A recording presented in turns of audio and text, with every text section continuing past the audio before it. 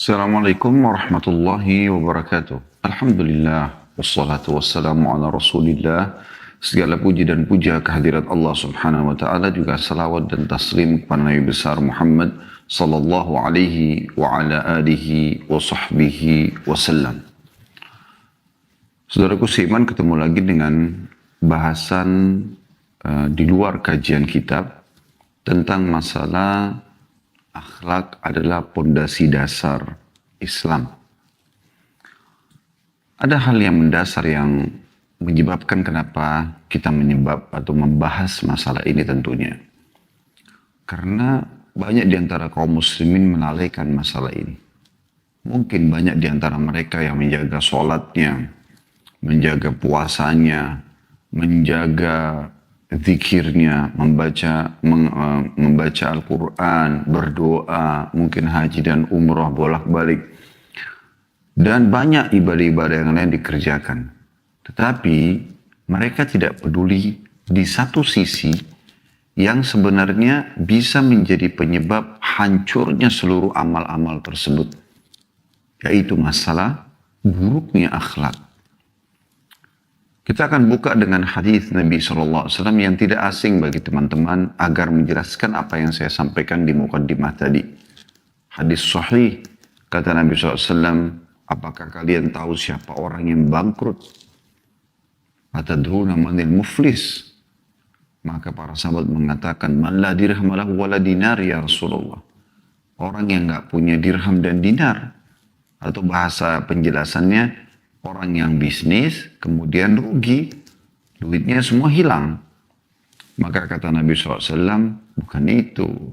Al-muflisu man ya'ti yawmal qiyamah. Orang yang bangkrut yang sebenarnya yang datang pada hari kiamat. Perhatikan apa kata Nabi SAW.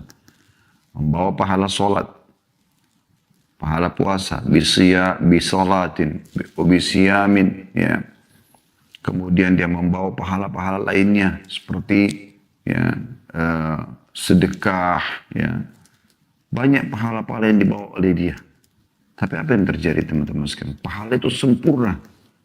Karena semua dikerjakan dengan baik sama dia. Wa ya'ti wa qad syatama hadza. Tapi dari satu sisi dia pernah mencaci maki orang yang ini. Wa daraba hadza, memukul orang yang ini. Wa akala mala hadza, dan juga pernah memakan hartanya orang ini. Ini semua apa ini? Akhlak yang buruk. Ya. Jadi ternyata akhlak yang buruk itu bisa merusak semua ini. Apa yang terjadi? Maka orang-orang yang tadi dizalimi sama dia, dirusak citranya, diambil haknya, disakiti secara fisik. Itu datang pada hari kiamat di mahkamah Allah yang maha adil. Gak ada sogokan. Gak ada lagi hal-hal yang bisa dilakukan untuk memenangkan orang zalim. Apakah manipulasi data, apakah referensi, rekomendasi dan segala macam. Maka mahkamah Allah adil. Inna Allah la yadhlimu mithqala dzarrah. Allah tidak akan mungkin menzalimi walaupun seperti biji sawi.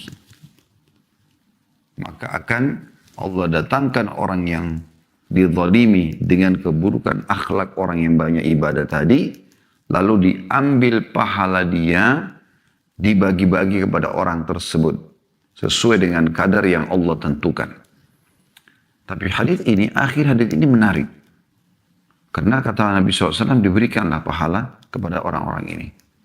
Apa yang terjadi teman-teman sekalian? Sempat Nabi SAW mengatakan, fa'in faniyat hasanatu. Kalau sudah dibagi-bagi ternyata habis semua pahalanya. Berarti menandakan pembayaran keburukan akhlak kepada orang lain ini itu sangat besar. Karena kan tadi waktu awal disebutkan pahala sholat yang lengkap, pahala puasa, pahala sedekah, pahala ibadah semua dibatangkan sama dia. Ini kan ibadah-ibadah yang besar-besar semua pahalanya. Tapi Nabi SAW sebutkan, perhatikan orang yang pernah dipukul, orang yang pernah diambil haknya, ya, orang yang pernah dirusak citranya. Jadi yang umum kita tahu lah ya, gosip, ghibah, fitnah, ya, kemudian manipulasi data, mengambil haknya ahli waris dan segala macam. atau mengambil yang bukan haknya dari kantor, tempat pekerjaan, itu semuanya yang sudah semua kita tahu, korupsi, mencuri, dan segala macam. Ya. Apa yang terjadi? Ternyata ini teman-teman sudah cukup untuk menghabiskan semua pahala-pahala ibadah dia. Sekian tahun dia sholat habis, sekian tahun dia puasa, sekian tahun dia haji dan umroh, sekian kali dia haji dan umroh, sekian tahun dia berzikir, berdoa, habis semua. Karena Rasulullah SAW kasih, tidak mungkin ada penjelasan ini kecuali memang menggambarkan tentang besarnya dosa terhadap orang-orang yang berbuat keburukan ini atau akhlak yang buruk. Apa kata Nabi SAW? Kalau habis pahala-pahala mereka, pahala-pahala dia dibagikan pada mereka, dan masih ada yang nuntut lagi atau belum cukup sesuai dengan kadar yang Allah tentukan, ya, ukhidha min sayiatihim, diambil dosa-dosanya orang-orang ini, ya zinanya, ya membunuhnya, ya ribanya, ya segala macam, ulkiya ilaih, dibebankan pada dia. Bayangkan, seluruh pahala dia habis, lalu kemudian dia tidak pernah melakukan dosa, dibebankan pada dia. Dia yang harus menggantikan, dihukum terhadap dosa-dosa tersebut. Fa'ulkiya finnar, maka dengan itu dia dilemparkan dalam api neraka. Abada ma bainal masyriq wal maghrib, lebih jauh daripada jarak timur dan barat. Ini mukaddimah pembukaan kita teman-teman sekalian. Bagaimana kita memahami bahwasanya perlu seseorang muslim menetapkan bahwasanya pondasi dasar agamanya akhlak yang mulia. Karena kapan akhlak buruk yang ada, maka akan hancur semua amal-amal kebaikan dia diperbutkan oleh orang-orang yang dia nodai dengan akhlaknya yang buruk. Kita akan coba teman-teman sekalian melihat seperti apa sih yang disampaikan oleh para ulama tentang akhlak itu. Akhlak, kata Syekh Abu Bakar Jazair rahimahullah dalam buku beliau Minhajul Muslim, adalah suatu bentuk atau karakter yang kuat di dalam jiwa yang darinya muncul perbuatan yang bersifat ya, berupa baik ataupun buruk, indah atau jelek, sesuai pembawaannya. Ia menerima pengaruh pendidikan yang baik ataupun yang buruk. Jadi karena itu. Jadi misal orang itu ramah, santun, sopan, ya, dermawan, murah senyum, ya, suka berbagi, mendahulukan orang lain, apalah, ya. Semua yang sudah kita tahu yang baik-baik ini dengan keutamanya dalam Islam sangat besar. Semua itu, teman-teman sekalian, ya, yang sangat baik sudah kita ketahui, itu yang akan membawa kita pada akhlak yang baik. Dan ini tentu butuh lingkungan yang sehat, ya. Kita temukan anak-anak yang ramah, yang pemalu. Kita temukan pasti di rumahnya orang tuanya seperti itu. Karena dia terbentuk dengan lingkungan yang dia lihat. Kita temukan sebaliknya, ya, orang yang kasar, yang keras, ya, bahkan Nabi SAW memastikan ini adalah sifat ahli neraka. Orang yang suka keras, berkata kotor. Ya. Anda kalau kembali ke kajian kami dosa-dosa besar, Imam Az-Zahabi rahimahullah menjelaskan salah satu bagian daripada dosa besar adalah ini. Ya, akhlak yang buruk. Kemudian suka mencuri, memukul orang, jadi preman dan segala macam penjahat. Ini semua akan membawa ke dalam api neraka, gitu kan? Ini akhlak yang buruk. Ini juga terbentuk karena lingkungan. Karena lingkungan. Jadi bagaimana lingkungan, kalau anak-anak suka teriak-teriak, suka marah-marah, suka mukul, kita temukan orang tuanya seperti itu di rumah. Begitu kalau kita angkat lingkup lebih, itu kalau internal. Kalau eksternal, di lembaga pendidikannya. Oleh karena itu orang tua harus perhatikan lingkungan pendidikan mana yang sehat untuk anak-anaknya. Yang bukan hanya sekedar mengajarkan teori, tapi juga mengajarkan akhlak. Kita temukan teman-teman sekalian di sekolah-sekolah pendidikan umum di negara kita bicara misalnya. Pendidikan agamanya kan ada. Tapi karena tidak didukung dengan lingkungan yang sehat, saya pernah baca salah satu buku pendidikan agama yang dimiliki oleh ponakan saya di sekolah umum. Saya lihat kalau memang pendidiknya ini benar dalam menyampaikan, dalil-dalilnya sudah jelas, bab-babnya sudah jelas gitu kan, dan jam ya pendidikannya ditingkatkan, bukan cuma sepekan misalnya sejam atau 2 jam, tapi dia setiap hari harus ada sehingga bisa membentuk karakter murid atau siswa, maka itu sangat luar biasa sebenarnya. Tapi karena jamnya sedikit dan tidak dijadikan sebagai sebuah materi yang penting. Beda kalau tidak lulus pendidikan agama Islam yang mengajarkan akhlak dengan kalau tidak lulus matematika, biologi. Yang ini bisa tidak naik kelas, kalau ini bisa dibantu. Jadi seakan-akan tidak penting untuk belajar agama yang isinya adalah akhlak. Nah, ini yang jadi masalah.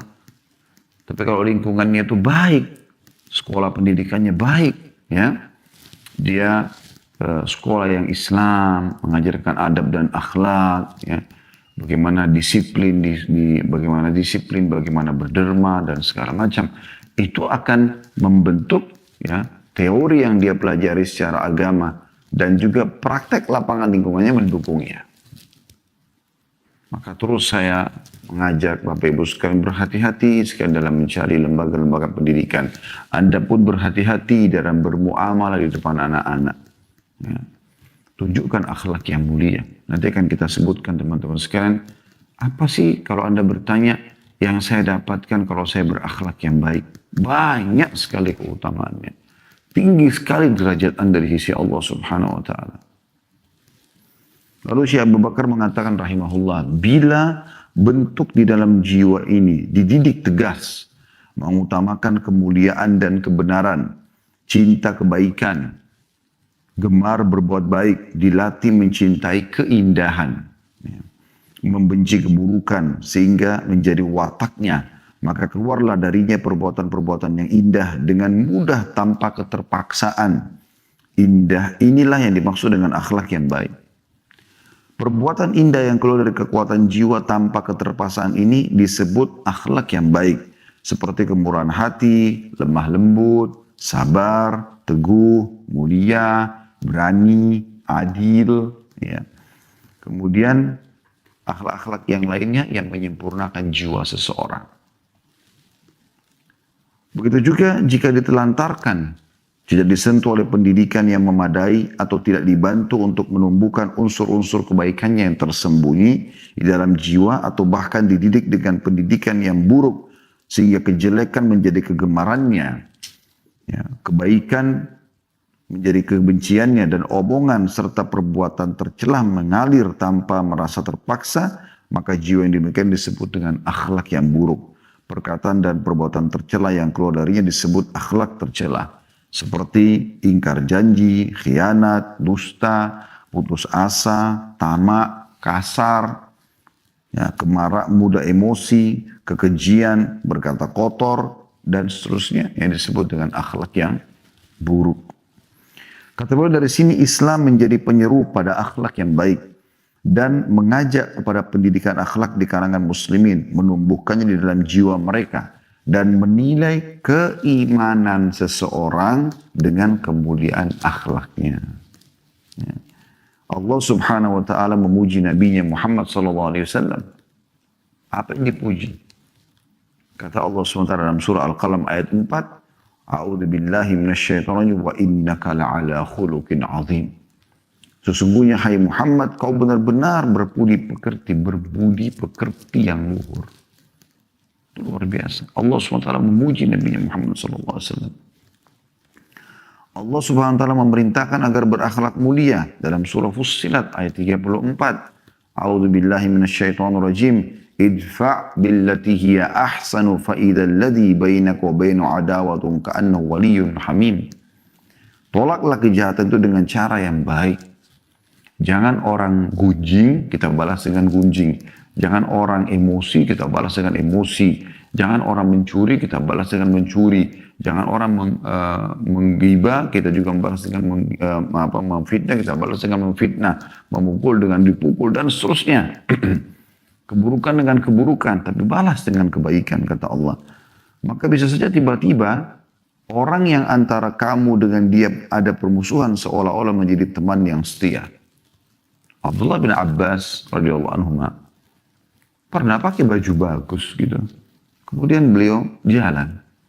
Entah dari mana orang ini tiba-tiba muncul. Lalu dia mengatakan, mentang-mentang kau adalah sepupunya Rasulullah SAW. Mentang-mentang, ya Allah, dicaci maki segala macam perkataan. Dan tidak dinukil semuanya dalam kisah ini ya. Tapi jelas dia mencaci maki. Abdullah bin Abbas diam sama sekali. Tidak menyaut. Tidak dibalas gitu. Ya. Dan ini akhlak seorang muslim. Tidak dibalas itu dengan keburukan-keburukan. Maka murid Abdullah bin Abbas di belakangnya sudah sangat marah, tapi Abdullah bin Abbas kasih isyarat supaya tenang. Setelah selesai, orang itu karena tidak dilayani, ya, orang-orang yang suka mencaci maki Anda, menggibah Anda, memfitnah, kalau Anda tidak layani, dia kehabisan bahan nanti. Dan Allah buat orang di sekitar kita, masyarakat sekitar kita bisa menilai, gitu kan? Oh ternyata orang ini, karena orang terus saja ngoceh, terus saja ceritakan berkata, tidak ditanggapin, pasti orang akan bertanya-tanya gitu. Ada apa sebenarnya dengan orang ini? Dan kenapa orang jadi mau tahu siapa orang yang sedang dari targetnya. Kalau mereka tidak temukan itu, selesaikan fitnahnya. Ini solusi terbaik sebenarnya gitu. Cuma banyak orang tidak menggunakan teori ini. Saya pun coba terapkan itu teman-teman. Hasilnya luar biasa gitu. Saya nggak perlu melayani orang yang gibah, orang yang fitnah, orang yang mencari-cari kesalahan. Orang akan menilai sendiri nanti. Mereka akan kuar-kuar sana sini. Nanti orang akan melihat, oh ternyata tidak seperti itu ya. Karena kita temukan begini dan begitu. Kan akan seperti itu. Dan saya tidak perlu mengeluarkan energi khusus untuk membalas itu. Nggak perlu. Seperti itu. Jadi ada solusi dalam Islam sebenarnya. Nah banyak orang teman-teman tidak memahami masalah ini. Sehingga mereka terjerumus dalam balas dendam dan segala macam. Harusnya kita balas dengan hal-hal yang lebih baik daripada itu. Lebih santun, lebih ramah. Ya. Tentu kita tidak bicara teman-teman sekalian lingkup kalau misalnya ada orang penjahat tiba-tiba menyerang kita. Jangan bilang, oh saya mau berakhlak yang baik, maka saya tidak mau bela diri. Tidak, termasuk, tadi disebutkan oleh Syekh Abu Bakar Radhiyallahu sifat akhlak mulia adalah berani. Orang mukmin kalau dia sedang ditindas, ya dia melawan. Tapi dia tidak ikuti dengan kezaliman.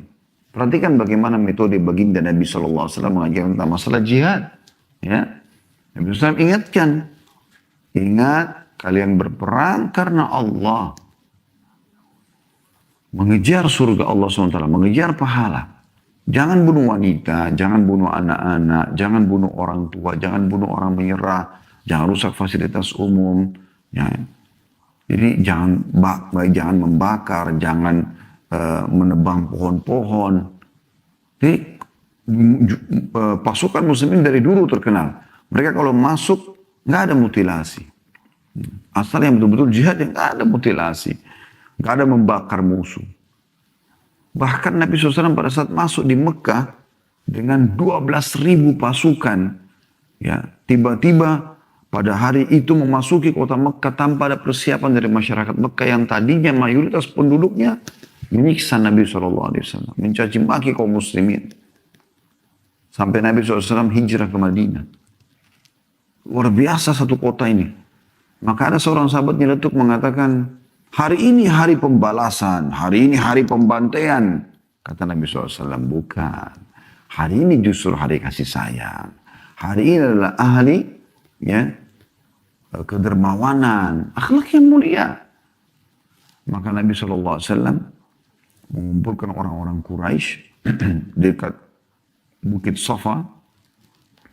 Kemudian beliau mengatakan, wahai Quraisy, kira-kira menurut kalian, apa yang akan saya lakukan?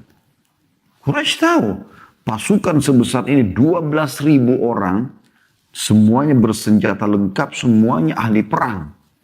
Pengalaman peperangan sahabat luar biasa. Dari mulai Badr tahun 2 Hijriah, ada Uhud, ada Khaybar, ada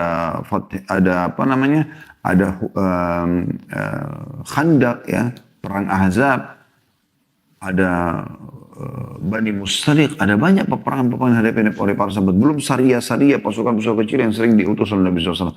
Mereka sangat pengalaman dalam masalah peperangan.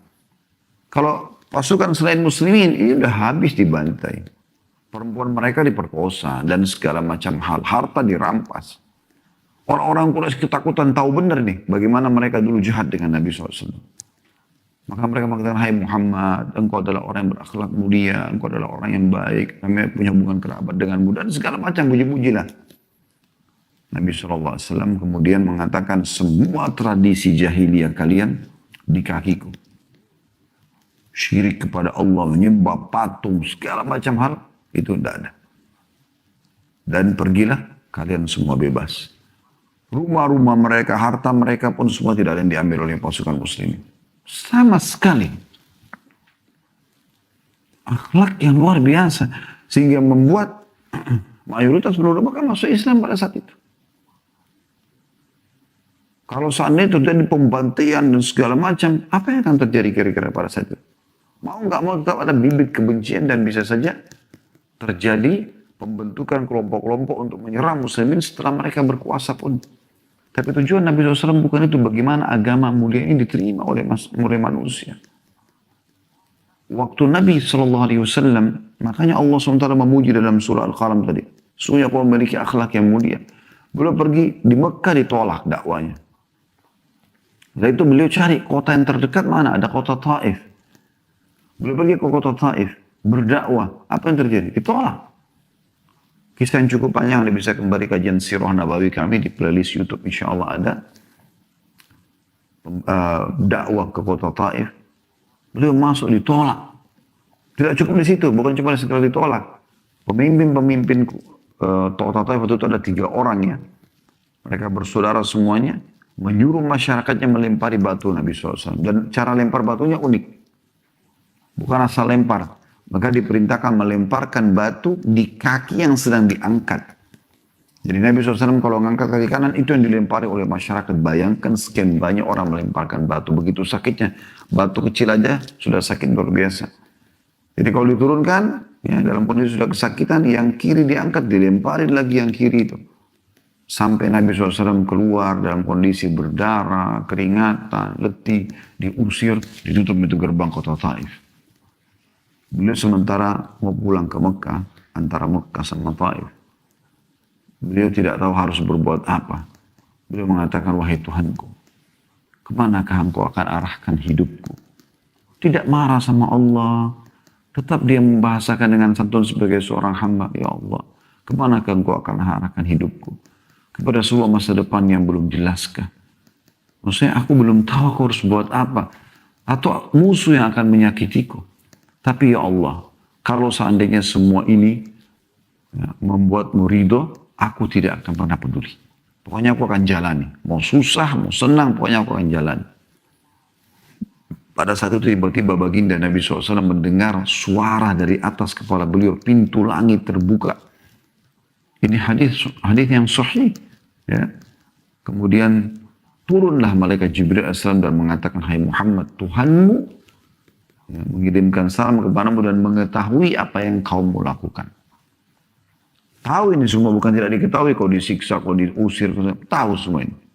Dan sekarang bersamaku Allah utus malaikat penjaga gunung-gunung di muka bumi. Yang urus gunung-gunung dia ini. Ya, dia meletusin, dia hancurin, dia tata, dia segala macam, dia yang urus nih. Tinggal kau perintahkan. Allah mengizinkan kau memerintahkan. Malaikat gunung itu mengatakan, aku adalah utusan Tuhan wahai Muhammad. Kalau engkau mau, aku bisa menyatukan gunung-gunung di kota-kota ini, maka hancurlah mereka. Mekah hilang, Taif hilang, habis ceritanya. Gunungnya jadi disatuin, perak, hancur semua. Nabi SAW bayangkan teman-teman waktu dari posisi beliau. Di Mekah hampir setiap hari dicaci maki. Siapapun muslimin boleh ditemukan, kalau ditemukan jalan boleh dipukul, boleh dirampas hartanya. Tidak ada hukuman bagi mereka. Ya. Nabi SAW pernah sholat di depan Ka'bah sujud, tuangin kotoran unta, bau kotor. Lagi sholat, lagi sujud. Nabi SAW pernah lagi sujud, diinjak batang leher beliau SAW dengan tokoh-tokoh Quraisy. Begitu banyak sekali yang mereka berusaha menghina, mencaci maki, mengusir. Julukan-julukan penyihir, penyamun, pembohong, segala macam melekat pada Nabi SAW. Kemudian beliau ke Taif, Taif lagi dilempar sama batu. Cuma 2 tempat ini beliau yang sekarang bisa lewatin. Beliau pergi ke Taif jalan kaki teman-teman. Sekarang kita kalau naik bus, naik mobil 1 jam baru sampai ke Taif. Karena sudah ada jalan yang dibuat jalan raya yang bagus. Kalau dulu sebelumnya mungkin bisa 2-3 jam. Kalau masih jalan-jalan yang sebelumnya. Ya sekarang sudah ada jalan baru dibuat kayak jalan tol, poros bagus. Tapi bukan tol ya, tidak bayar mereka. Kalau zaman dulu sebelumnya ada kuda, berapa lama mereka jalan? Mungkin bisa 4-5 hari. Oh, jalan kaki berapa? Nabi SAW jalan kaki pada saat itu. Habis itu dia usir keringatan. Apa kata Nabi SAW? Tidak. Akhlak telah terbentuk dalam jiwa Nabi SAW. Tidak. Aku malah berharap keluar dari keturunan mereka orang-orang yang beriman kepada Allah. Bayangkan teman-teman di Mekah. Dari Al-As bin Wa'il, penghina Islam, pembenci Nabi SAW, keluar Amr bin As radhiyallahu anhu. Amr bin As orang yang pada saat masuk Islam, ya, mulai masuk Islam sudah mulai langsung bergerak dengan kepintaran dia, dengan kecerdasan, dengan strategi perangnya. Langsung Nabi SAW menobatkan menjadi pemimpin perang di dalam pasukan. Pada saat itu ada Abu Bakar, ada Umar, ada Uthman, ada Ali, ada orang-orang yang senior dalam masuk Islam. Tapi Amr bin As diangkat jadi pimpinan perang karena dia tahu strategi perang. Dipercayakan sampai beliau menjadi gubernur di zaman Umar bin Khattab di Mesir, dan dengan ide beliau lah Mesir akhirnya terbuka. Lahir dari orang yang pembenci Islam, anak-anak yang luar biasa. Karena Nabi SAW membalas dengan akhlak yang mulia. Udah, ini bapak-bapaknya gak bisa beriman, anak-anaknya semoga Allah kasih hidayah. Keluar dari Abu Jahal, Fir'aunnya umat ini, Ikrimah bin Abi Jahal radhiyallahu anhu. Orang yang beriman. Luar biasa, yang mati syahid dalam Islam. Ya. Orang yang datang kepada Nabi SAW sambil menangis mengatakan, ya Rasulullah, gitu kan, saya akan berinfak semua harta yang saya miliki ini sejumlah yang pernah saya infakkan pada saat masa sama ayah saya yang telah memerangi Anda dan Islam. Beliau setiap baca Quran menangis, teteskan air mata mengatakan, ini perkataan Tuhanku yang aku lalaikan selama ini. Terus beliau beriman. Ini hasil dari pembalasan Nabi SAW di sini, tanda kutip yang baik. Ya, luar biasa gitu. Dan banyak sekali Abu Sufyan yang tadinya benci Islam sama Hindun istrinya yang masyhur, Hindun yang membelah dadanya Hamzah di Uhud, beriman di pembebasan kota Mekah. Dan lahir dari keturunan mereka ada Muawiyah bin Abi Sufyan radhiyallahu anhu, penulis wahyu. Ya, penulis wahyu.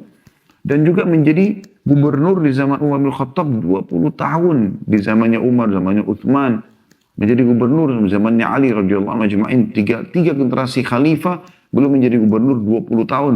Dan setelah Ali bin Abi Thalib belum menjadi khalifah, ya, 20 tahun, jadi 40 tahun memimpin. Sampai negeri Syam aman, makmur, muslimun aman, dan seterusnya. Walaupun ada beberapa perselisihan di awal-awal hidup beliau, tapi itu urusan dia sama Allah SWT. Tapi adalah akhir seperti ini. Dan cukup banyak tokoh-tokoh di Mekah seperti itu. Itu juga dari Taif. Siapa yang tidak kenal teman-teman Abdurrahman ibn Sakhr radhiyallahu anhu. Julukannya Abu Hurairah. Perawi hadis yang paling banyak dari suku Daus, dari kota Taif yang tadinya hampir saja dihancurkan. Menjadi perawi hadis yang paling banyak. Mayoritas hadis yang sekarang muslimin amalkan, saya dan Bapak Ibu amalkan, adalah diriwayatkan oleh beliau radhiyallahu anhu. Dari orang Taif. Lihat bagaimana akhlak yang mulia. Makanya Allah Subhanahu wa taala memastikan, memerintahkan Nabi-Nya SAW untuk menyampaikan hadis yang sahih. Ya, hadis ini diriwayatkan Bukhari, Ahmad, ya, dan juga yang lain-lain. Sabda beliau, innama bu'ithtu liutammima makarimal akhlak. Dalam riwayat lain, salihal akhlak. Artinya, sesungguhnya aku diutus hanya untuk menyempurnakan akhlak yang mulia. Memang aku datang ini untuk itu. Untuk akhlak. Ya. Dalam riwayat yang lain dikatakan, salihal akhlak artinya akhlak yang terbaik. Itu milik umat Islam. Kita diperintahkan untuk itu. Ya. Akhlak teman-teman sekalian. Budi pekerti.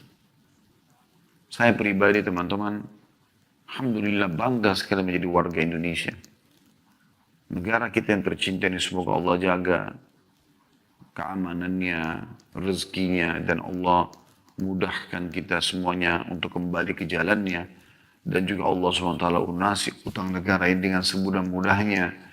Allah lahirkan generasi-generasi muda emas dari kaum muslimin yang benar-benar menjunjung tinggi Islam, akhlak yang mulia. Ya, bagaimana mereka menjadi sosok-sosok Muhammad sallallahu alaihi wasallam tentunya.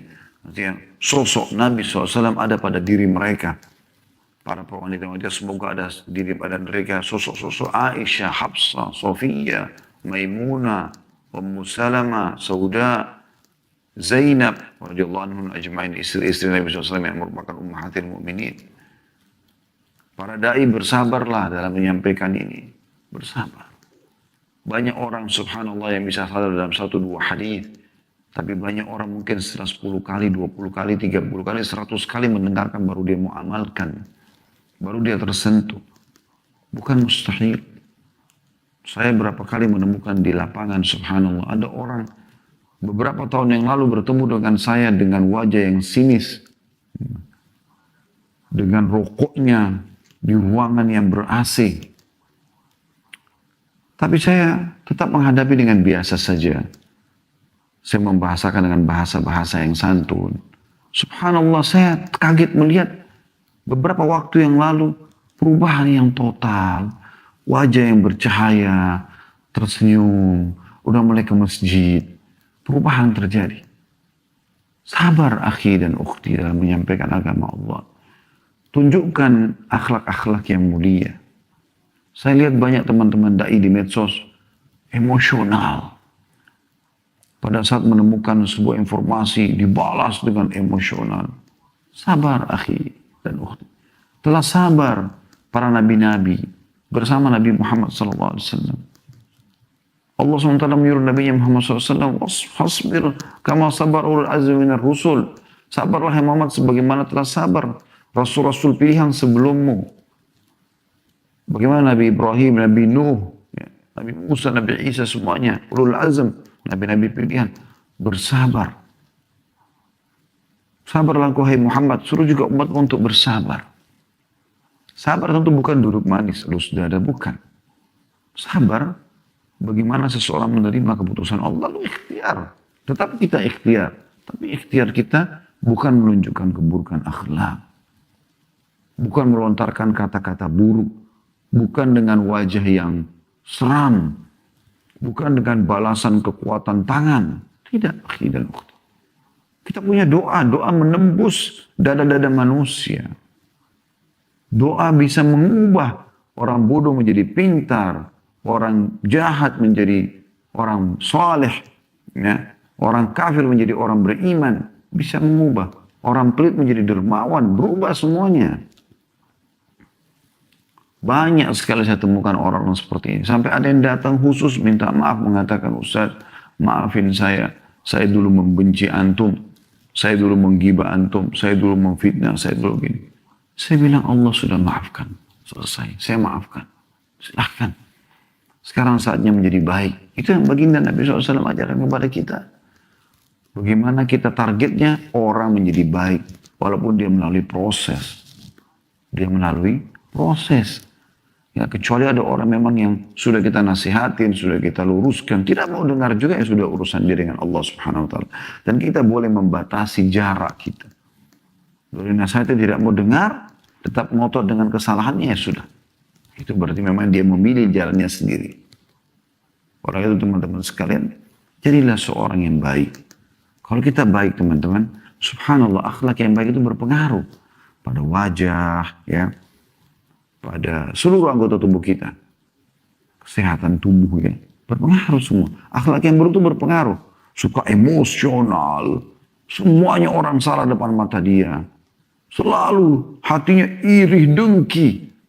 Habis semuanya diri jiwanya, jadi banyak penyakit. Tapi orang yang luas, mudahkan urusan, santun, senyum, menghadapi semua dengan tenang, hidupnya akan tenang, akan aman. Ya. Hidupnya juga akan nyaman, dia tidak terlalu terpengaruh. Orang juga yang suka mengganggu dia, oh kalau si fulan nggak berpengaruh, percuma kita ganggu dia. Seperti itu teman-teman sekalian. Ya. Baik, untuk lebih memotivasi kita teman-teman sekalian supaya kita mau berakhlak yang mulia. Bagi para orang tua di rumah, tunjukkan akhlak yang baik. Ya. Karena walaupun amal ibadah Anda sedikit, ya, maka otomatis akhlak ini memiliki timbangan yang berat, ya, nilai yang berat ditimbangkan amal hari kiamat. Bahkan Anda bisa mencapai derajat orang-orang yang berpuasa, orang yang sholat malam dengan ini. Bagi para pendidik di sekolah, didik dengan akhlak yang baik. Targetkan teman-teman. Saya cuma berbagi saja. Saya coba berusaha pada saat saya menyampaikan ceramah misal. Bagaimana target saya orang-orang di depan ini bisa menjadi amal jariah buat saya. Coba niatkan begitu teman-teman sekalian. Supaya kita dalam menyampaikan itu benar-benar ingin supaya mereka mendapatkan hidayah. Ingin supaya orang-orang ini nanti beribadah lalu kita dapat pahalanya. Coba itu niatnya. Bukan karena ada gaji yang dikasih. Bukan karena bonus. Bukan karena mau menunjukkan kalau kita hebat sehingga riak. Ada urusannya sama itu. Terlalu konyol kalau itu saja. Anda guru-guru di sekolah niatnya itu. Sayang sekali. Sayang sekali. Saya bertemu dengan beberapa mahasiswa yang pernah saya ajar ya, di kampus. Waktu saya masih aktif di kampus beberapa tahun yang lalu. Sekarang Masya Allah mereka sudah banyak yang menjadi da'i. Kemudian saya bertemu dengan mereka. Mereka masih menyebutkan, kami masih terus mengingat Ustaz nasihat antum di kelas. Karena saya kalau masuk ke kelas saya bilang, tolong berikan kepada saya contoh-contoh yang bisa menyentuh keimanan. Apa sih kira-kira contohnya? Walaupun contohnya itu secara umum dalam pelajaran-pelajaran mungkin. Walaupun hanya mengajarkan bahasa Arab, kaidah-kaidah bahasa Arab misalnya. Kemudian kita minta contoh itu. Ya. Datangkan sentuh. Saya ingat betul ada seorang guru dulu. Dosen kami. Subhanallah beliau berasal dari Asia. Tapi bukan asli Saudi. Cuma beliau warga negara. Dan ngajar kami dulu S1. Kalau beliau masuk kelas itu beliau sering mengatakan, ya, bayangkan teman-teman pengaruhnya beliau mungkin tidak tahu kalau sampai kami jadi dai atau murid-murid yang lain juga jadi dai. Bahkan beliau mungkin tidak pernah berpikir akan saya sampaikan ke metode seperti ini. Tapi saya ingat benar, beliau mengatakan, saya butuh contoh keimanan, akhi. Berikan kepada saya contoh keimanan. Ya, jadi saya menyebutkan tentang keutamaan Abu Bakar. Bukan hanya keutamaan biasa saja mengatakan, oh Abu Bakar itu suka bersedekah, ini hadisnya. Bukan. Sisi keimanannya apa? Supaya pada saat disampaikan tentang kisah itu, riwayat itu, orang mau mengerjakan.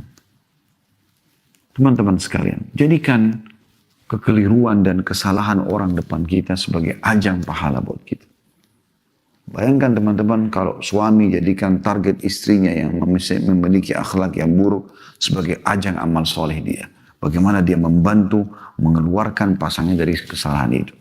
Bagaimana kalau seorang istri menjadikan kekeliruan dan kekurangan suaminya sebagai target untuk dia bisa menjadi amal jariah. Saya bertemu banyak sekali model-model seperti ini. Pada saat umroh, pada saat haji, pada saat selepas taklim, tabligh akbar atau taklim. Mereka buat pengakuan-pengakuan. Ada seorang bapak datang kepada saya mengatakan, Ustaz, saya berubah karena istri saya ini, kebetulan umrah sama kami. Karena istri saya ini. Istri saya ini sabar menghadapi saya. Sudah cerita panjang lebar, itu saya masih dengar musik, saya masih jauh dari agama. Lalu istri saya ini dia bilang, sering bawa MP3, pada saat itu masih pakai MP3 ya. Ya karena kisah berapa tahun yang lalu. Waktu itu MP4 pun belum keluar, masih MP3 saat itu.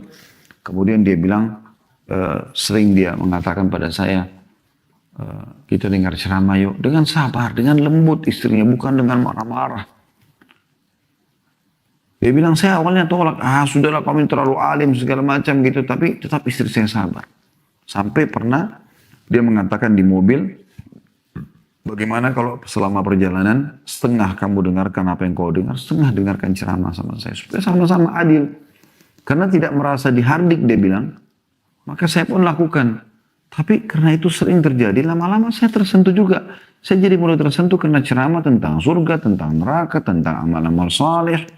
Dan kebetulan waktu itu istri membawa tentang ceramah-ceramah kami ya. Dia putar sama dia. Lama-lama saya tinggalkan musik dia bilang. Lama-lama saya berubah. Sekarang suaminya lebih fanatik daripada istrinya. Sampai dia yang suruh istrinya pakai cadar. Dia yang luar biasa fanatik. Belajar agama, bertanya sana sini. Sabar akhi dan ukhti. Sabar. Ada seorang ibu konsultasi juga. Tentang masalah suaminya. Suaminya selingkuh. Suaminya berhubungan sama beberapa wanita.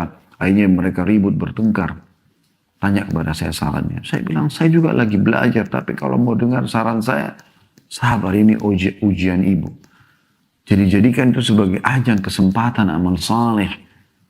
Berbanyak istighfar sebagai bahan introspeksi diri, muhasabah. Kemudian, ya, boleh lengkapkan dengan salat taubat. Dan selanjutnya, coba ya untuk doakan dia secara khusus. Sebutkan namanya. Ya Allah, berikan hidayah suamiku. Ya Allah, berikan hidayah istriku. Ya Allah, tolong berikan hidayah anak-anakku. Gitu. Tapi saya bilang pada ibu berdoa, berikan hidayah. Sebutkan nama suami ibu. Dan selanjutnya, coba duduk. Dengan niat bukan ribut. Berikan penjelasan. Berhubungan haram ini, berhubungan seperti ini hukumnya haram dalam Islam. Nanti akan begini dan begitu, efeknya dosa akan begini dan begitu. Ada potongan ceramah, dengarkan. Coba apa yang bisa saya lakukan, saya bantu. Supaya bisa keluar dari kemelut itu. Apa masalahnya? Kenapa masih berhubungan dengan wanita-wanita haram? Apa masalahnya? Ada sesuatu yang kurang dari saya? Apa yang disukai? Biarkan saya lakukan selama saya halal gitu kan. Maksudnya pakaian kah, minyak wangi kah, dan segala macam. Bantu dia, gitu. Rangkul dia. Gunakan ajak orang-orang pihak ketiga yang mungkin bisa didengar, pamannya kah. Mungkin kalau dia sudah punya anak dewasa, ajak supaya ngobrol sama dia. Semoga dengan upaya kita memperbaiki, Allah berikan kesadaran dalam hatinya. Ternyata orang-orang sekitarnya menyayangi dia. Bukan memusuhinya. Daripada, sebenarnya sama saja sih, targetnya adalah membuat dia keluar dari permasalahannya. Tapi ada orang dengan cara marah-marah, minta cerai dan segala macam. Terus setelah itu, status janda, status duda. Habis itu, anak-anak bagaimana? Terus kemudian nikah lagi sama orang lain. Terus sama orang lain juga kira-kira nggak ada cobaannya. Akan ada cobaannya. Kecuali memang orang ini buruk sekali akhlaknya. Sering ke dukun, sudah dinasehatin, nggak mau dengar. Ya. Jangan, nggak boleh, haram. Nggak mau tetap saja. Atau dia membuat masalah-masalah yang sudah berulang kali dinasehatin. Ya, kita sudah coba upaya. Dia, iya, baik, terus berubah, terus kembali lagi. Begitu terus. Dan akhirnya kita pikir ini akan menghabiskan umur kita. Boleh kita ikhtiar, sholat istikharah, tinggalkan. Kita baru membangun rumah tangga yang baru. Tapi jangan teman-teman sebelum ada ikhtiar. Sebelum ada upaya sudah langsung main tinggalkan saja. Nah itu yang dimaksudkan tadi. Ya. Jadi harus diperhatikan teman-teman. Perhatikan baik-baik masalah ini. Coba renungi teman-teman sekalian firman Allah Subhanahu wa taala dalam surah Al-Imran ya 133 sampai 134. Allah menyuruh kita mengejar surga. Segera beramal saleh. Ya. Buat yang wajib dan sunnah. Tinggalkan yang haram dan makruh. Ya, walaupun makruh tinggalkan. A'udzubillahi minasyaitonirrajim. Wasari'u ila magfiratin min rabbikum. Bergegas kalian pada pengampunan Tuhan kalian. Wa jannatin, dan surga. Arduhas samawati wal ard. Luasnya seluas langit dan bumi. Uiddat lil muttaqin. Dijanjikan hanya untuk orang-orang yang bertakwa, orang yang patuh kepada Allah, orang yang mau jadi orang baik. Enak kok menjadi orang baik itu, enak sekali. Enak teman-teman. Yang tutur katanya santun, mukanya suka senyum, ramah, dermawan, bakti sama orang tua, jujur, amanah, segala macam lah. Ya, yang baik-baik semuanya. Itu enak mau jadi orang begitu. Orang suka bermuamalah sama kita. Allah pun memberikan pahala yang besar. Dan orang tidak suka kok secara alami Allah. Orang yang kasar, suka mencuri, menggibah, menggunjing, manipulasi. Orang tidak suka. Kecuali memang orang yang sealam dengan dia memang maunya begitu. Tapi fitrahnya orang tidak suka. Ya. Lalu kemudian Allah mengatakan sifat orang beriman apa? Alladzina yunfikuna fis sarra'i wad dharra. Di sifat yang pertama orang muttaqin, orang-orang yang bertakwa, orang yang patuh, yang Allah sebutkan dalam surah Al-Imran 133 sampai 134, yang akan masuk ke dalam surga Allah. Orang yang suka berinfak, dermawan, suka berbagi. Terus saja, bagi dia kalau ada sepotong roti kayaknya nggak nyaman kalau dia cuma makan sendiri, bagi. Ya, Abdullah bin Umar radhiyallahu anhu bersedekah walaupun sehari cuma sebutir bawang. Uwais Al-Qarni rahimahullah seorang ulama tabi'in yang masyhur, orang tabi'in yang paling afdal kata Nabi SAW dalam sebuah riwayat. Ya, terkenal dengan suka sekali dermawan, akhlaknya baik. Dia miskin Ustaz, teman-teman sekalian.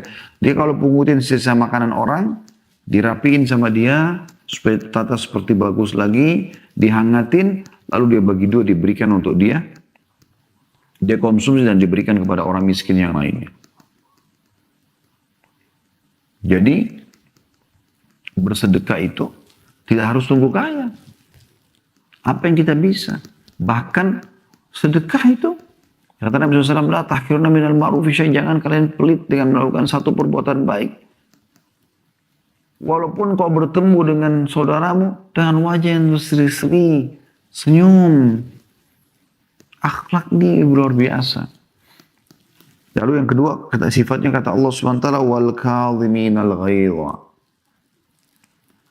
Kadhimul ghaidh, teman-teman, adalah orang yang bisa menahan emosi pada saat dia benar. Ini penting. Jadi mampu melampiaskan karena punya power, karena punya ya kebenaran, data-data segala macam. Tapi kadhimul ghaidh, dia tahan. Dinukil sebuah kisah, ada seseorang budak pada saat itu, kebetulan dia orang beriman juga, majikannya orang beriman. Waktu masih ada masa perbudakan di generasi-generasi awal-awal Islam dan juga manusia umumnya.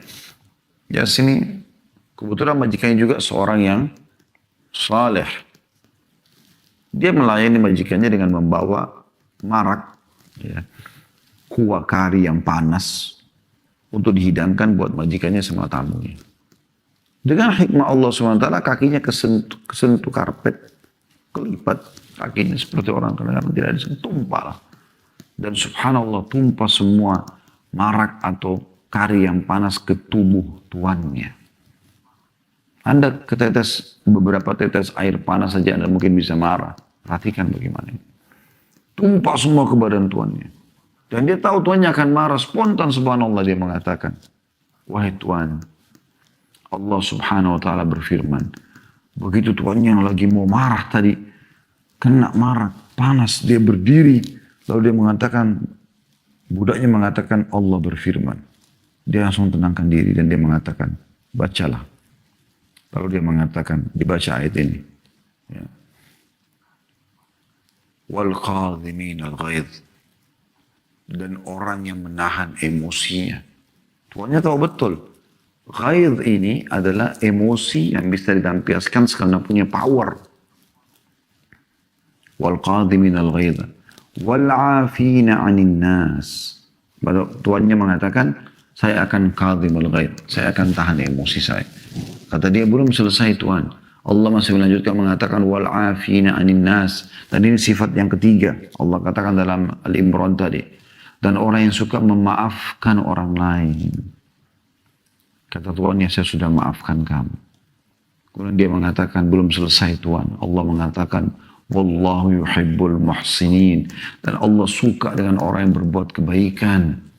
Maka kata tuannya, pergilah, kau telah bebas dari keterbudakanmu. Subhanallah, kita lihat akhlak yang mulia bisa bahkan mereda emosi yang sangat besar. Telah terbentuk keimanan dalam hatinya dengan akhlak yang mulia itu. Ya. Jadi selain suka berinfak, dalam keadaan sembunyi-sembunyi ataupun terang-terangan, ya, dalam keadaan lapang ataupun sempit, kemudian bisa menahan emosi pada saat dia bisa lampiaskan. Lalu Allah katakan yang ketiga, wal afina anin nas, orang yang suka memaafkan orang lain. Maafkan. Terus yang keempat, Allah yuhibbul muhsinin, Allah suka dengan orang yang berbuat kebaikan. Semua kebaikan dan kebaikan yang dipandang baik oleh Allah SWT itu dalam syariat agamanya Islam, maka itu adalah perbuatan-perbuatan yang baik dia makan. Dan suka dengan berbuat kebaikan itu. Cinta dengan kebaikan. Gelisah kalau dalam satu hari ada kegiatan kebaikan yang dia terluputkan. Itu teman-teman sekalian. Ya. Jadi ini luar biasa bagaimana ya penyampaiannya. Sekarang teman-teman sekalian, kita coba masuk dulu kepada keutamaan-keutamaan akhlak. Jadi kalau teman-teman mau rajin berbuat ibadah, ya, maka saran kami, coba Anda baca tentang keutamaan ibadah itu sendiri. Dibaca tentang keutamaan ibadah. Misalnya Anda mau sholat malam, Anda baca tentang keutamaan sholat malam.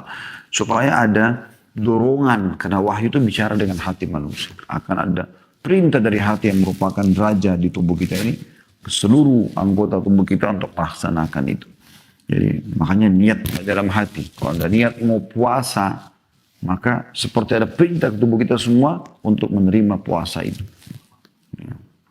Kita mau sholat malam, seperti ada perintah. Kita mau apa saja, seperti ada perintah untuk bergerak mengerjakan semua itu. Begitu juga kalau teman-teman ya, mau meninggalkan sebuah perbuatan yang buruk. Baca ancamannya.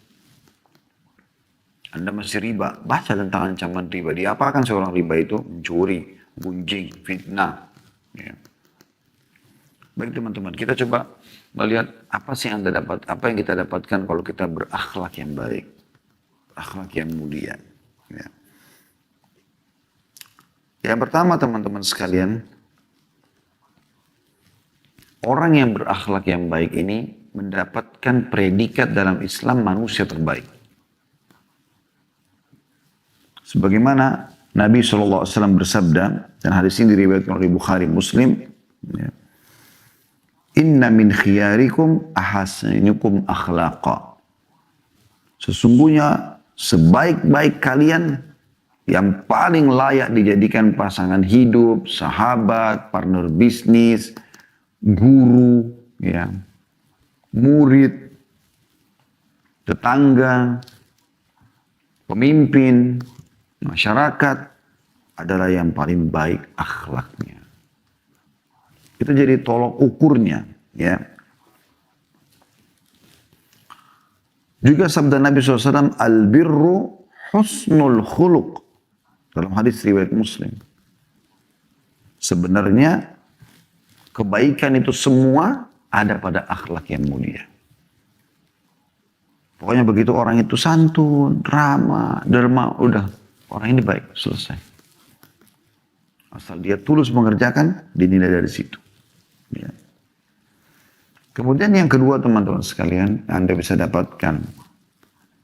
Selain Anda dapat predikat manusia terbaik ya, dengan akhlak ini. Makanya Nabi Muhammad SAW dapat julukan manusia terbaik. Karena Allah bilang tadi dalam surah Al-Qalam, innaka la'ala khuluqin azim. Karena akhlaknya yang luar biasa. Yang kedua, orang yang memiliki akhlak yang mulia ini akan mendapatkan kedudukan yang sangat tinggi, itu paling dicintai oleh Nabi SAW. Perhatikan hadisnya. Kata Nabi SAW, inna min ahabbikum ilayya wa akrabikum minni majlisan yawmal qiyamati ahasinakum akhlaqa. Sesungguhnya orang yang paling aku cintai, la ilaha illallah. Teman-teman sekalian, kalau Anda dicintai oleh seseorang yang Anda idolakan, guru kah, murid kah, keluarga kah, orang tua kah, siapa saja. Bagaimana bangganya teman-teman kalau kita dicintai. Karena orang kalau cinta itu berarti ada loyalitas. Ada loyalitas dan ada royalitas. Udah loyal, mendahulukan kita dalam segala hal, royal, berbagi dengan hartanya dan segala macam. Bagaimana kalau baginda Nabi SAW mencintai kita? Apa kata Nabi SAW? Ini perhatikan dulu nih baik-baik dengan keimanan teman-teman. Dengan hati Anda. Kata Nabi SAW, sesungguhnya orang yang paling aku cintai di antara kalian. Kita nggak hidup bersama dengan Nabi SAW. Kalau kita hidup bersama dengan Nabi SAW, kita masih bisa sering datang ke rumah beliau, membantu beliau, melayani beliau, apalah setia. Sehingga kita bisa raih cinta Nabi SAW. Tapi ternyata Allah Subhanahu wa taala dengan kemahamurahannya memberikan kita kesempatan untuk bisa mendapatkan cinta Nabi SAW walaupun kita tidak hidup sezaman. Apa kata Nabi SAW?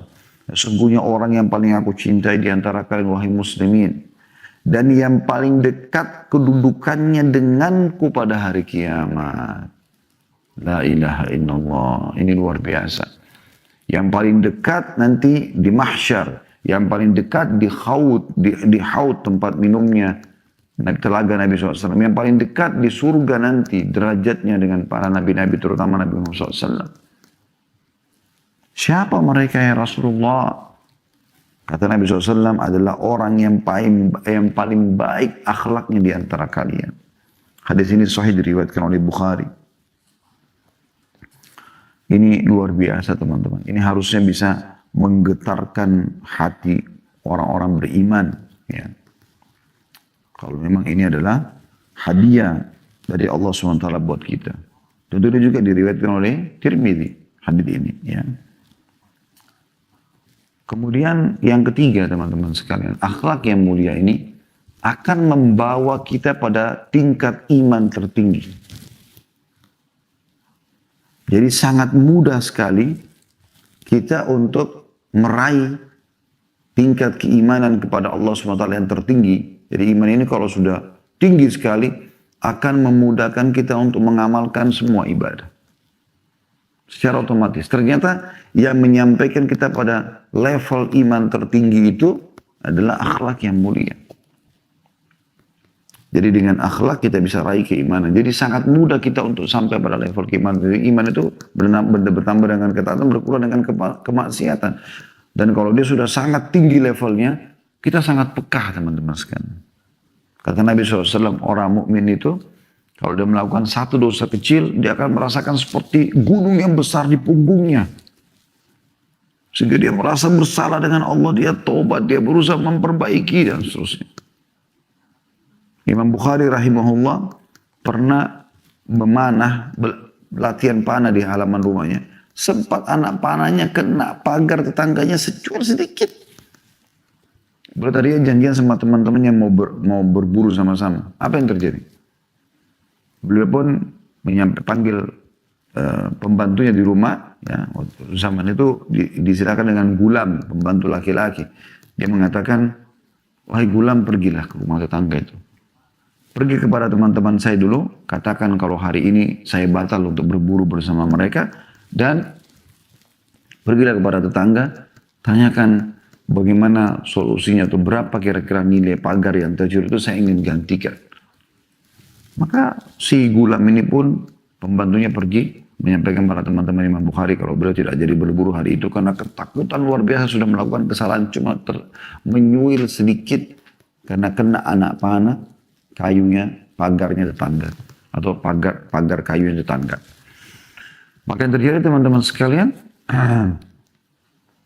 pembantunya pun pergi ke tetangga lalu menyampaikan. Kata tetangganya, jangankan pagar saya, rumah saya pun saya siap berikan kepada Bukhari. Waktu pembantunya pulang menyampaikan kepada Imam Bukhari bahwasanya tetangga sudah memaafkan. Imam Bukhari sujud syukur kepada Allah SWT. Beliau bersedekah. Kok bisa? Karena tahu orang ini tidak jadi musuhnya pada hari kiamat. Berapa kali teman-teman sekalian kita keluar dari masjid injak sendalnya orang. Kita jalan lagi hujan. Percikan air ke orang terserah nggak mau tahu. Apalah kesalahan-kesalahan yang banyak kita lakukan. Allah musta'an. Semoga Allah maafkan saya dan Bapak Ibu sekalian. Kalau ada kesalahan-kesalahan yang kita lakukan. Sengaja atau tidak sengaja. Ini perlu diperhatikan teman-teman sekalian. Jadi dia bisa menyampaikan pada tingkat keimanan yang tinggi. Kalau orang berakhlak yang mulia. Hadis ini tentu sudah kita sebutkan tadi. Diriwayatkan Tirmidzi. Atau saya bacakan hadisnya dulu. Kata Nabi SAW, akmalul mu'minina imanan, ahsanuhum akhlaqa. Wa khiyarukum linisa'ihim. Hadis ini riwayat Tirmidzi dan beliau mengatakan sahih. Ya. Nomor 2018. Ya, hadis sebelumnya tadi diriwayatkan oleh Bukhari ya. Tentang masalah keimanan. Yang artinya hadis ini adalah yang paling sempurna keimanan seseorang mukmin adalah yang paling baik akhlaknya. Dan sebaik-baik kalian adalah yang paling baik terhadap istri-istrinya. Ini merupakan teman-teman sekalian ya, hadis yang mulia sekali. Jadi untuk mencapai level keimanan ya, yang tertinggi sehingga Anda terdongkrak untuk selalu mau beramal saleh itu dengan akhlak yang mulia. Jadi mudah sekali dia terima. Bisa bermakna juga berarti orang yang sulit menerima perintah agama karena dasarnya akhlaknya buruk. Dan Nabi SAW memberikan kata kunci. Orang itu dianggap akhlaknya baik adalah bagaimana dia bermuamalah dengan istrinya. Orang yang sudah berumah tangga tahu masalah ini. Bagaimana istri dengan banyak kebutuhannya segala macam ya. Kadang-kadang ada perubahan hormon karena haid, karena nifas, atau karena hamil, kemudian memancing emosi suaminya. Tapi suami-suami yang berakhlak mulia, tahu bagaimana bermuamalah. Tahu bagaimana bermuamalah. Karena mereka tahu itu adalah tolok ukur. Kalau seorang suami mau ditahu baik atau tidak orang ini, bukan ditanya teman kerjanya, bukan bawahannya.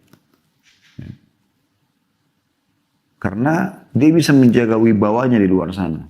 Tapi tanya orang terdekat sama dia, tetangga bantalnya, istrinya. Waktu ditanya kepada Ummul Mukminin Aisyah radhiyallahu anha dalam hadis Bukhari Muslim, "Kaifa kana khuluqun Nabi sallallahu alaihi wasallam?" Bagaimana sebenarnya akhlaknya Nabi SAW? Jadi para sahabat tahu kalau di luar Nabi SAW senyum, ramah, dermawan, segala macam. Tapi di rumah gimana nih? Kita belum tahu dalam rumah seperti apa. Banyak kan laki-laki begitu. Luar biasa wibawanya di luar. Baik, senyumnya, baiknya, ramah. Tapi begitu di luar, beda. Tapi begitu dalam rumah, beda. Apa jawaban Aisyah radhiyallahu anha Ummul Mukminin yang mulia? Kana khuluqul Quran. Saking udah nggak tahu harus menggambarkan bagaimana akhlaknya Nabi SAW. Beliau cuma mengatakan akhlaknya Nabi Al-Quran. Bagaimana kalau lihat Quran? Sempurna. Hukum-hukum segala macam kebaikan dalamnya ada. Begitulah Nabi SAW. Seperti Al-Quran yang sedang berjalan. Ya. Berapa banyak suami kalau ngobrol sama temannya. Santun, ramah, apa kabar, baik, apa segala macam. Luar biasa kalau temannya datang dari luar negeri lama nggak telepon. Mana aja, saya sudah lama ini kangen juga nih nggak ngobrol gitu. Tapi kalau sama istrinya, mana teh saya, mana makanan, kenapa kok nggak cuci, kenapa nggak begini? Akhi, tenangkan dia. Ya, tenangkan dia. Bicara dengan baik dan santun. Kita kalau terbiasa ramah dan santun akan membuat pasangan kita malu juga sendiri nanti. Ya kan? Itu juga dengan istri. Berapa banyak ini. Istri yang di luar biasa. Sama teman-temannya royal, sama teman-temannya loyal. Wah, kalau telepon, dari mana aja lu lama ini gak ketemu apa segala macam. Ngobrol yang luar biasa. Ngobrol sampai 1 jam pun gak ada masalah. Begitu sama suami. Jutek. Ya. Kasar. Bahkan yang unik kadang-kadang ada sebagian istri semua Allah berikan dia minta uang bulanan. Tapi seperti preman. Ingat ya besok tanggal 1. Padahal mau minta hasil keringatnya orang. Ukhti muslimah. Jaga akhlak yang baik. Ini amal yang besar di sisi Allah subhanahu wa ta'ala. Setelah salam baik-baik. Ya, panggil apa saja dia dengan panggilan yang sayang, yang santun, yang menghormati. Afwan, di rumah makanan sudah, persiapan sudah habis atau menipis. Mudah-mudahan nanti Allah berikan rezeki, bisa dimudahkan memberikan kami nafkah. Besok sudah masuk tanggalnya, kami cuma ingatkan, bisa. Gitu kan? Saya pernah temukan istri saya, subhanallah, saya sendiri malu pada saat itu. Jadi saya biasa memberikan di awal bulan. Subhanallah, dengan kesibukan bukan disengaja, Allah lebih tahu. Saya lupa satu hari pernah. Terus saya lihat pas saya pulang ke rumah, ya, makanan yang ada tidak seperti biasa. Dan saya tanya, kenapa makanannya nggak seperti biasa? Mudah-mudahan saya lupa gitu. Dia hanya senyum saja. Kuasa Ar-Rahman, kuasa Allah yang zat maha pengasih, saya tiba-tiba teringat. Oh ini tanggal 1 ya. Dia nggak bilang, ya sudah tanggal 1 pasti dong begini, misal. Atau apa, nggak ada sama sekali. Dengan senyum aja, saya udah tahu. Oh iya, maafin saya telat. Langsung saya transferkan pada saat itu. Subhanallah, beda sekali dengan orang yang kasar, yang luar biasa gitu, nggak mau tahu akhlak. Ini rusak sekali. Islam datang dengan akhlak yang mulia. Akhlak yang baik, yang santun, ramah. Begitu juga teman-teman sekalian, bisa dari sini orang-orang terdekatnya, ya. Jadi kadang-kadang saya bilang itu ada istri begitu ya, kasar segala macam. Jadi kalau sama suaminya nggak baik, ini tidak baik. Juga orang-orang terdekat seperti pembantu, supir mungkin ya. Pembantu mungkin paling tahu dengan majikan perempuannya. Makanya waktu Aisyah radhiyallahu anha dituduh berzina dengan Safwan, maka apa yang terjadi? Ya. Nabi SAW ajak Ali bin Abi Thalib dan Zubair bin Awam untuk diskusi. Kira-kira seperti apa nih? Karena wahyu terputus pada saat itu. Belum turun. Sekian lama wahyu tidak turun. Biasanya ada kasus langsung turun wahyu memberikan jawaban. Allah SWT sedang menguji pada saat itu. Kisah ifk yang masyhur. Fitnah tentang Aisyah berzina sama Safwan. Padahal itu tidak benar. Allah jelaskan dalam surah An-Nur pembebasan keduanya radhiyallahu anhuma. Dan akan ditilawakan oleh orang beriman sampai hari kiamat. Bahkan para dai-dai yang peduli dengan ini menyampaikan dalam khutbah-khutbah Jumat mereka. Ya. Yang jelas, pada saat itu, Nabi SAW tanya, kata Ali ya Rasulullah, orang yang paling kenal Aisyah, pembantunya. Lebih baik kita tanya, benar nggak ini Aisyah gelagatnya seperti ini? Maka dipanggil pembantu mengatakan, saya tidak pernah melihat kecuali kebaikan. Dan satu-satunya yang saya anggap kesalahan saja pada saat itu adalah, pernah, karena pembantunya lebih tua dari Aisyah, pernah saya buat adonan roti untuk makanan di rumah, untuk Nabi SAW dan Aisyah. Kemudian saya mengatakan, wahai Aisyah, bisa nggak jagain sebentar adonan ini? Saya ada hajat. Beliau pergi ke kamar kecil pada saat itu ya, mau keluar menyelesaikan hajatnya. Kemudian dia bilang, saya kembali, rupanya Aisyah tertidur dan adonan itu dimakan oleh kambing. Ya. Itu saja, yang lain tidak ada. Itu karena ketiduran, bukan disengaja gitu. Yang lain tidak ada. Mustahil Aisyah itu sampai mau berhubungan sama wanita segala laki-laki maksudnya sembarangan gitu. Makanya Nabi SAW pada saat membela istrinya mengatakan dalam di atas mimbar, kenapa ada orang yang menyakitiku di keluargaku? Istriku maksudnya. Tapi beliau tidak sebutkan nama Aisyah. Padahal aku tidak pernah tahu kecuali dia adalah wanita yang baik. Dan juga tentang sahabatku, maksudnya Safwan, tapi beliau juga tidak sebutkan namanya, radhiyallahu anhu ajma'in. Dan tidak pernah masuk ke rumahku kecuali bersama. Gak pernah dia sendirian masuk, nyelonong ketemu Aisyah, gak pernah. Begitu luar biasanya akhlak di kalangan orang-orang saleh. Ya, mulianya mereka. Sekarang orang nyelonong masuk rumahnya orang sembarangan. Suaminya gak ada, duduk ngobrol sama istrinya orang. Mana rasa malunya? Akhi, kalau tidak ada teman antum, jangan masuk ke rumah itu. Duduk ngobrol, minum kopi sama-sama. Ngobrol, akhirnya terjadi perselingkuhan. Ada juga perempuan tidak tahu malu. Supel sama semua laki-laki. Subhanallah, mana akhlak yang mulia. Ada rasa malu, nanti kita akan sebutkan. Itu adalah bagian daripada agama kita. Ya. Keutamaan selanjutnya yang keempat adalah bahwasanya akhlak mulia itu adalah ya, pondasi dasar agama. Dan ini judul kita sebenarnya. Dinukil dari perkataan Nabi SAW yang masyhur, hadits Hasan riwayat Ibnu Majah, inna likulli dinin khuluqa wa inna khuluqal islamil haya. Sesungguhnya bagi setiap agama ada akhlak yang menonjol. Dan akhlak yang paling menonjol dalam Islam adalah malu. Malu. Malu kepada Allah sehingga tidak berbuat maksiat. Malu kepada manusia sehingga tidak mengambil hak-hak mereka, tidak menonjolkan pelanggaran kemaksiatan di hadapan mereka. Ada orang tidak ada malunya, subhanallah. Ya, dia bukan cuma berbuat dosa sembunyi-sembunyi, di depan orang pun tidak ada rasa malu. Sudah begitu dengan pembelaan-pembelaan ini kan saya melakukan terserah saya dong. La haula wa la quwata illa billah.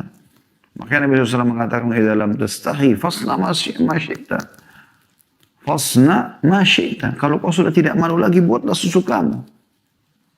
Malu, Islam kaum muslimin malu. Kenapa wanita kita disuruh pakai jilbab? Malu memperlihatkan aurat itu. Karena Allah SWT larang. Malu. Malu untuk ngobrol berduaan sama laki-laki. Malu untuk lakukan pelanggaran. Laki-lakinya malu untuk sembarangan ngomong sama orang. Bahkan laki-laki muslim punya simbol sendiri. Kalau ada perempuan di hadapannya, maaf permisi, pamit jalan. Ya, tadi saya bilang, saya sangat bangga menjadi warga negara Indonesia. Subhanallah, belum saya ceritakan ya. Saya cuma mengatakan semoga Allah mendoakan negara kita aman, tentram. Karena teman-teman, terlepas daripada adanya kekurangan dan kita masih butuh terus pembenahan. Tapi dibandingkan secara global dengan negara-negara yang lain, kita dikenal memiliki akhlak yang baik, teman-teman. Menjadi buah bibir di Timur Tengah, di Saudi terutama, kalau jemaah haji Indonesia itu adalah jemaah yang paling santun. Disuruh antri, iya. Ya. Kebanyakan mereka kenal dengan akhlak-akhlak yang baik. Suaranya tidak terlalu. Walaupun sebenarnya mereka tidak tahu seperti apa keadaan kita. Tapi secara global kelihatan. Beda dengan orang Afrika yang mungkin suka teriak-teriak dan segala macam. Karena di antara kita yang buruk akhlak. Tapi secara umum. Tapi ini kita punya etika yang sangat baik di Indonesia, teman-teman. Malu ini sebenarnya ada ya. Kami tahu di Sulawesi Selatan karena kami dari sana ya. Ada nenek kami dari Bugis. Subhanallah. Tradisi siri, malu itu ada. Malu. Malu untuk melakukan perbuatan dosa. Malu. Untuk merusak nama keluarga. Malu merusak citranya sendiri. Mungkin teman-teman juga di Jawa ada. Saya yakin ada sendiri. Karena kan ada sifat-sifat yang malu ya. Nah, saya dapatkan begitu informasi teman-teman di Jawa. Masya Allah. Menjaga sifat malu. Kenapa nggak ditradisikan ini? Kenapa kita teman-teman sekarang terpengaruh merusak modal terbaik kita ini yang mahal ini dengan mencontohi orang-orang non-muslim dari barat yang biasa menceritakan dalam sinetron film mereka bahkan mengucapkan kata-kata binatang, kata-kata yang ini dan itu, bahkan mencaci dirinya sendiri di nyanyian mereka, di sifat-sifat seharian mereka gitu. Ya. Bahkan sering digambarkan dalam film-film mereka. Pemimpin mereka pun mengucapkan kata-kata yang tidak baik. Ya. Dan ini jauh dari kaum muslimin. Jangan ikuti teman-teman sekalian. Mereka terbiasa melakukan kemaksiatan di kereta api, di mobil, di terang-terangan, di mal. Mulai anak-anak muda kita meninggalkan rasa malu kita. Kemudian mulai melakukan perbuatan. Kenapa ini? Kenapa wahai generasi muda Islam yang Anda contohkan bukan Abu Bakar, Umar, Uthman, Ali, bukan Hafsah, Aisyah, Sauda, Nusaybah binti Ka'ab dan yang lainnya. Kenapa bukan mereka radhiyallahu anhum? Kenapa bukan yang sudah jelas-jelas hidup mendampingi baginda Nabi SAW, generasi emas umat ini? Kenapa bukan mereka? Kenapa justru penyanyi fulan, orang yang memamerkan auratnya sana sini dan segala macam. Kenapa mereka? Sehingga ini menjadi watak kita karena sering kita ikut-ikutan mengidolakan mereka. Kenapa ini? Kenapa bukan sibuk anak-anak muda kita sekarang menyebarkan dakwah? Kenapa malah ikut nyanyi-nyanyi, joget-joget di depan medsos? Kenapa bukan akhlak yang mulia kita tunjukkan? Kenapa kita nggak menjadikan orang lain sebab sekarang medsosnya terbuka sekali. Kenapa kita tidak lakukan channel-channel yang ada ini supaya bisa menjadi penyebab hidayah? Bukan mustahil orang-orang non-muslim walaupun tidak mengerti bahasa kita. Mungkin kita bisa mengerti bahasa mereka atau kita pakai bahasa standar yang internasional kayak bahasa Inggris. Bisa justru menarik mereka kepada agama. Bukan malah kita gombalin orang, bukan malah kita gangguin orang, bukan malah segala macam gitu. Menunjukkan akhlak yang beliau bahkan menjadi contoh yang buruk. Ya. Yang bisa menjadi dosa jariah buat dia. La haula wa la quwata illa billah. Malu teman-teman sekalian. Kita punya sifat malu. Ini satu hal yang luar biasa gitu. Yang harus kita jaga. Ya. Bagaimana kita punya tradisi Indonesia malu lewat di depannya orang yang dituakan. Dengan mendahulukan mereka. Atau kita kadang-kadang sedikit ya, mengalah. Itu satu hal yang baik sekali. Yang kelima, akhlak mulia akan mengantarkan ke derajat yang sangat tinggi di akhirat nanti. Ini yang luar biasa teman-teman. Dengarkan hadisnya. Kata Nabi SAW, Innal mu'mina la yudriku bi husni khuluqi darajata as-sa'imil qa'im. Sesungguhnya dengan akhlak yang mulia seorang muslim akan sampai pada derajat orang-orang yang mengerjakan puasa dan sholat malam. Hadis riwayat Abu Daud, Ibn Hibban, dan disesuaikan oleh Syekh Albani. Ini luar biasa ini teman-teman sekalian. Kita bisa meraih itu. Derajat orang-orang yang sibuk dengan ibadah, dengan akhlak kita yang mulia. Dengan santun, dengan ramah. Itu ibadah sendiri. Perhatikan apa kata Nabi SAW untuk melengkapkan bahasan masalah ini. Maksudnya, hadis tadi yang baru saya sampaikan adalah hadis yang mulia. Kata Nabi SAW, ya, Ma min syai'in yudha'u fil mizani athkalu min husnil khuluq wa inna sahiba husnil khuluqi la yabulughu bihi darajata sahibis sawmi was salat. Tidak ada sesuatu pun yang lebih berat timbangannya di hari kiamat, timbangan amal, dari amal baik, dari akhlak yang mulia. Ketika diletakkan di atas timbangan amal, dan sungguh pemilik akhlak mulia akan mencapai derajat orang-orang yang mengerjakan puasa dan sholat. Riwayat Abu Daud dan Tirmidzi dan juga disahihkan oleh Syekh Albani. Ya. Di dalam riwayat yang lain, hadits yang diriwayatkan oleh Tirmidzi juga, ya, Ma min syai'in fil mizani athqalu min husnil khuluq. Tidak ada sesuatu yang lebih berat di timbangan amal dibandingkan akhlak yang baik. Ini luar biasa teman-teman sekalian. Yang keenam, akhlak yang mulia ini menyampaikan kita pada derajat tertinggi di surga. Jadi bukan hanya sekedar meloloskan kita dari timbangan amal hari kiamat. Jadi senyum Anda dengan muslim, santun, ramah, mendahulukan orang lain. Semua ini teman-teman pahala. Semua itu pahala. Ya. Seperti Anda mengerjakan sholat, Anda mengerjakan puasa, maka ini juga pahala. Dan juga akan menyampaikan kita pada derajat tertinggi di surga. Perhatikan sabda Nabi SAW. Ana za'imu baitin fi rotbil jannah liman tarakal mira'a wa inkana muhiqqa. Artinya, aku penjamin terhadap istana di surga yang paling bawah. Derajat-derajat dibagi tiga oleh Nabi SAW. Yang paling bawah, kita punya istana di satu camp istana orang-orang di situ juga. Bagi orang-orang yang meninggalkan perdebatan walaupun dia benar. Kalau kita jelaskan, orang itu tetap ngotot pada dia salah. Sudah kita jelaskan argumentasi kita tidak mau dengar ya sudah kita tinggalkan. Itu dapat istana sendiri di surga. Kemudian kata Nabi SAW, wa baitin fi wasatil jannah liman tarakal kadhiba wa in kana mazihan. Dan istana di tengah-tengah surga bagi orang yang meninggalkan kedustaan walaupun bercanda. Bercanda aja nggak boleh bohong dalam Islam. Semuanya kejujuran. Bercanda aja nggak boleh bohong.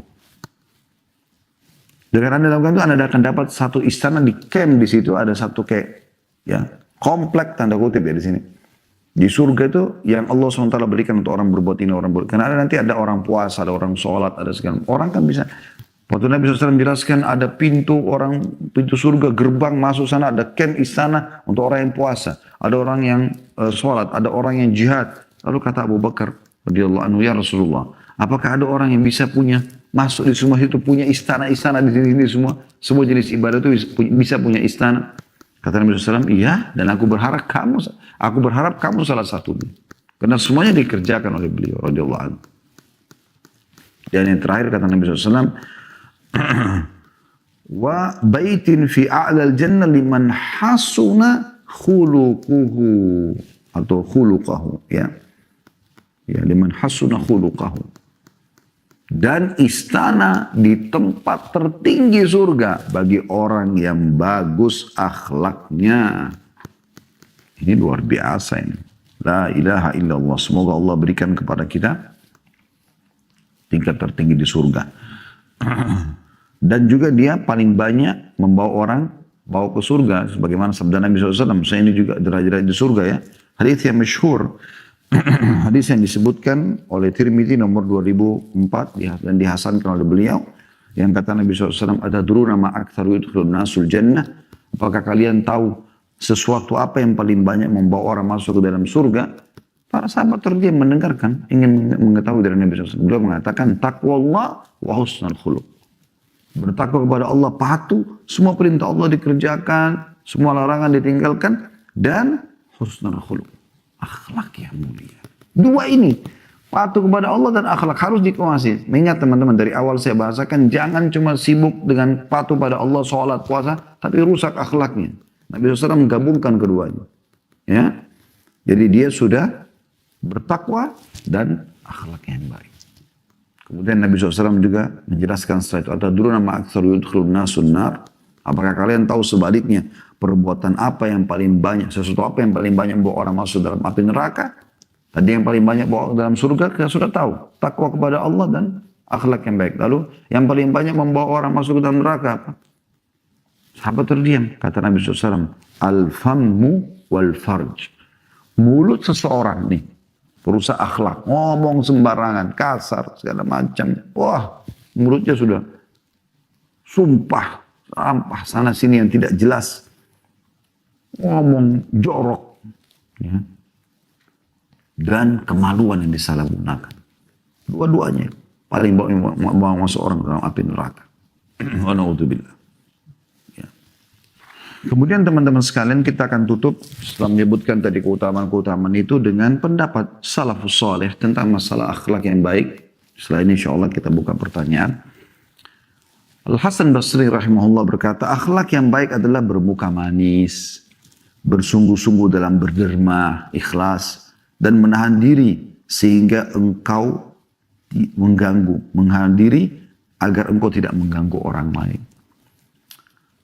Jadi beliau mengatakan sering senyum, ramah, ya. Kemudian ikhlas dalam memberi. Kemudian juga tidak mengganggu orang lain. Abdullah bin Mubarak rahimahullah seorang ulama tabi'in juga berkata, akhlak yang baik terdiri dari 3 hal. Ini kan menurut beliau-beliau ya. Beliau mengatakan yang pertama menjauhi yang haram. Sebenarnya Allah haramkan jauh, itu berarti akhlak yang baik. Orang ini hati-hati sekali tidak mau berbuat yang salah. Yang menurut Allah salah ya. Yang kedua mencari yang halal. Sibuk hanya makan, memberi keluarganya. Ya, yang halal saja. Dan yang ketiga berlapang hati kepada keluarga. Arti kata suka ya memberikan yang terbaik buat keluarganya. Itu juga ada pendapat ulama-ulama lain seperti ada yang mengatakan akhlak yang baik adalah dekat dengan manusia dan asing terhadap perselisihan mereka. Jadi yang dia tahu adalah dia kenang kebaikan saja, dia nggak mau yang buruk-buruk gitu kan. Kapan di dalam satu majelis bicara yang enak-enak, yang baik maka dia ikut, kalau enggak gitu. Ya. Begitu juga ada yang mengatakan menahan diri dari mengganggu orang mukmin dan membela orang-orang mukmin. Ini pendapat-pendapat yang diangkat oleh Syekh Abu Bakar Jazair rahimahullah. Juga ada yang mengatakan akhlak yang baik adalah jika kamu tidak memiliki kepentingan selain Allah subhanahu wa ta'ala. Kata beliau. Jadi sekian banyak. Kalau Syekh Abu Bakar Jazair rahimahullah luar biasa. Beliau kemudian merincikan setelah menyebutkan keutamaan akhlak ini, saya cuma baca secara garis besar. Dan ini insya Allah sudah kita pernah bedah ya. Cuma hari ini memang lebih dalam kita membahas masalah akhlak dengan beberapa tambahan.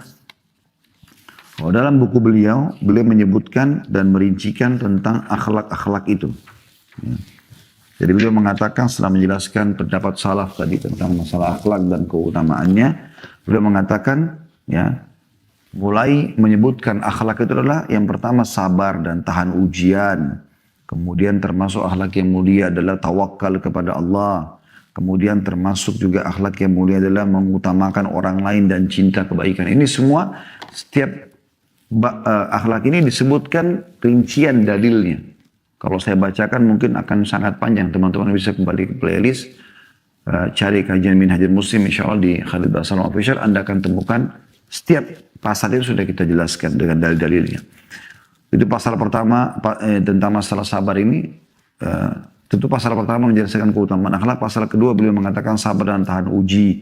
Pasal ketiga adalah pembahasan tentang akhlak bertawakal kepada Allah dan bersandar pada diri sendiri. Maksudnya setelah tawakal kepada Allah dan dia terus mengerjakan, berusaha tidak selalu bergantung pada orang lain. Pasal keempat mengutamakan orang lain dan cinta kebaikan. Pasal kelima adalah adil. Ya. Kemudian pasal keenam kasih sayang. Ya.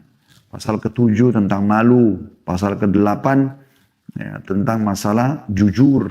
Ya, berbuat baik secara umum beliau mengatakan. Terus pasal ke-9-nya baru akhlak jujur dan benar gitu. Kemudian pasal ke-10 dermawan dan murah hati. Pasal ke-11 tawadhu. Ya, merendah hati dan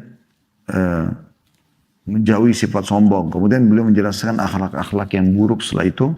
Di pasal ke-12-nya ya, beliau gabungkan semuanya tapi dibuat sub-sub judul. Kezaliman, iri dengki, menipu, riya, ujub, lemah dan malas. Ya. Tentu ini ijtihad beliau, tentu masih banyak yang lainnya. Seperti bohong, ghibah, fitnah, semua yang buruk-buruk ini. Dan secara fitrah sebenarnya teman-teman sekalian kita nggak suka dengan yang buruk-buruk ini. Allah buat kita nggak suka dan kita suka dengan yang baik-baik. Seperti itu kurang lebih. Allah